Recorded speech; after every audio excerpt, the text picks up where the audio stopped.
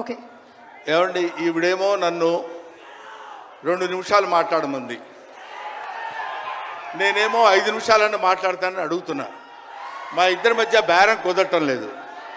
మాట్లాడేది ఎవరి గురించి? పవన్ కళ్యాణ్ గురించి. పవన్ కళ్యాణ్ గురించి మాట్లాడాలంటే 2 నిమిషాలు మాట్లాడటం కంటే చాలా థ్యాంక్స్ అండి, సంతోషం అని వెళ్ళిపోవచ్చు.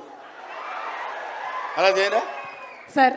2 నిమిషాలు ఇక్కడ, 3 నిమిషాలు నాతో ఫోన్లో మాట్లాడరా? Okay sir. పోనీ ఒకటి. ఇప్పుడు ఇక్కడి నుంచి లెక్కేసుకోండి టైము, ఇందాకది కాదు.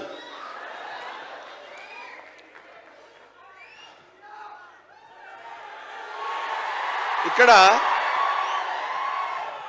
వాళ్ళు అలాగే అంటారు కానీ నేను 15 నిమిషాలు తీసుకుంటా టైం. నా సంగతి నాకు తెలుసు.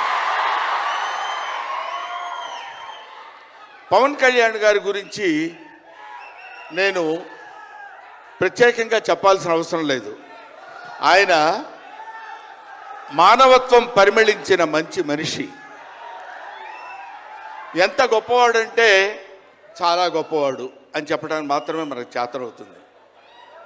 చిన్నప్పటి నుంచి ఆయన 17వ సంవత్సరం నుంచి నేను చూస్తున్నటువంటి వ్యక్తిగా నాకు తెలుసు. అప్పటి నుంచి ఇప్పటి వరకు ఏదో ఏదో ఏదో చెయ్యాలి అనేటువంటి తపనతోటి సమాజానికి ఏదో ఉపయోగపడాలి, I want to do something for the society sir అని చెప్పినప్పటి నుంచి ఇప్పటి వరకు నాకు తెలుసు.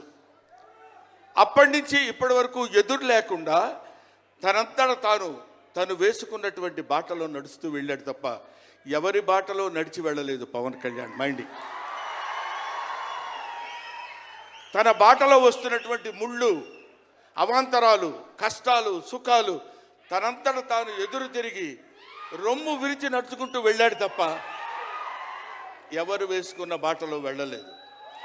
ఆయన వేసుకున్న బాటలో 10 మందిని నడిపిస్తూ వచ్చాడు. ఒక్క మాటలో చెప్పాలంటే ఆయన ఒక స్వయం శిల్పి, తన్ను తాను చెక్కుకున్నటువంటి శిల్పి. హీస్ ఎఫర్ట్ పెట్టి కష్టపడి పైకి వచ్చిన వ్యక్తి కాదు, హీస్ డెస్టినేషన్. నాకు తెలిసి ఆయన జీవితం ఒక అద్భుతమైనటువంటి సౌందర్యవంతంగా కళాకృతిగా తీర్చిదిద్దినటువంటి వ్యక్తి.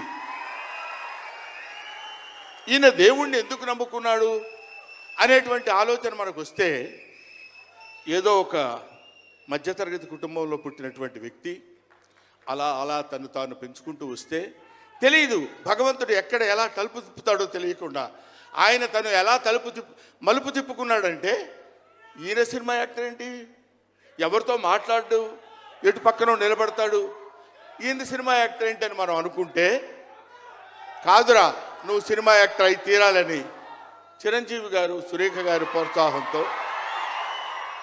అక్కడ అమ్మాయి ఇక్కడ అబ్బాయి అనే సినిమాలో యాక్ట్ చేశాడు. పోనీ యాక్ట్ చేశాడు, అలా అయిపోయింది. అయిపోయిన తర్వాత అంతటితో ఆగాడా? మళ్ళీ ఎందుకు తిరిగాడో ఈ పొలిటికల్ లైన్లో తిరిగాడు. ఇది ఆయన చేసుకుంది కాదు, ఇది ఒక డెస్టినీ ఆయన నడిపిస్తుంది. అలా తిరిగి తిరిగి తిరిగి లేచిన కెరటం గొప్పది కాదు, పడి లేచిన కెరటం గొప్పది. ఎంతమంది ఎన్నైనా అనుకోనివ్వండి, సముద్రం అంతా ఒకసారి ఎదురొచ్చి గుండెల మీద కొట్టినా సరే స్ట్రైట్గా నిలబడి చెప్పగలిగినటువంటి ఏకైక వ్యక్తి మా పవన్ కళ్యాణ్. ఆ రాయి అలా నిలబడి ఉంటుందంతే, సముద్రం వచ్చి గుద్దుకొని వెనక్కి వెళ్ళిపోవాలి తప్ప అది కదలదు. అది ఆయన గొప్పతనం కాదు, దిస్ ఈజ్ ఆల్సో డెస్టినీ. ఆయన అలా రుచించబడ్డా అటువంటి వ్యక్తి ఇన్ని అవమానాలు, ఇన్ని భయంకరమైన సిచ్యువేషన్ అంతా తిరగబడి ఈయన మినిస్టరా, ఈయన డిప్యూటీ సీఎమ్మా, ఇది ఆయన గొప్పతనం కాదు, దిస్ ఈజ్ ఆల్సో డెస్టినీ. ఇదంతా ఆయన నమ్ముకున్నటువంటి పరమేశ్వరుడు లిఖించినటువంటి ఒక అద్భుతమైనటువంటి సిచ్యువేషన్ అయింది. అందువల్ల పవన్ కళ్యాణ్ గారు బతుకు మీది, చావు మీది, బతుకంతా దేశానిది అంతే. పుట్టుక మీది, చావు మీది, ఈ రెండే మీవి. అలాగా తన ఎందుకండి ఆయనకి మేము ఎన్నోసార్లు చెప్పాం, మమ్మల్ని మామూలుగా నేను పెద్దవాడిని కాబట్టి డైరెక్ట్గా తిట్టలేక చిన్న మందలింపించినది. ఎందుకంటే మనకి ఆ రాజకీయాలన్నీ ఎందుకండి, నో. ఎప్పుడైతే మూర్ఖత్వం అనే పదం మనం వాడతాం, కానీ మూర్ఖత్వానికి ఇంకో పదం ఏంటంటే పట్టుదల. పట్టుదల ఉంటే ఏదైనా చేయగలం. నువ్వు నా దగ్గరికి రావద్దు సుమా, వెళ్ళు. పట్టుదల ఉంటే మనం ఏమైనా చేయగలం అని చెప్పడానికి మహానుభావులు ఎంతో మంది పట్టుదలతో పుట్టారు, పెరిగారు. ఒక లాల్ బహదూర్ శాస్త్రి పట్టుదల. ఎడం చేత్తో కుడి చేత్తో పుస్తకాలు పట్టుకొని ఎడం చేత్తో గంగానది ఈదుకుంటూ వెళ్ళి చదువుకున్నటువంటి దాదాసాహెబ్ ఫాల్కే అంబేద్కర్. ఆయన పట్టుదల.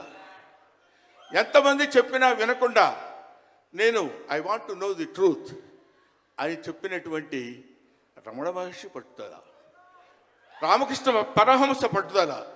వీళ్ళందరూ పట్టుదలతో పుట్టారు, పట్టుదలతో పెరిగారు. కాబట్టే ఇవాటి వరకు ఇలా నిలబడగలిగారు.